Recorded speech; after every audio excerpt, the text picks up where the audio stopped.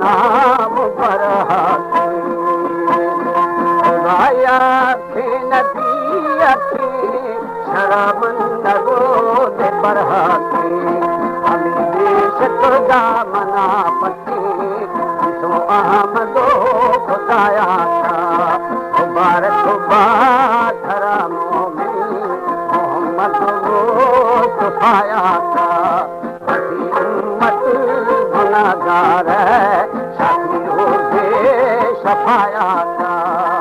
हमारे YouTube channel Tanwani TV को subscribe करें और बेल आइकन को दबाएं ताकि हर न्यू वीडियो आप तक पहुंच सके।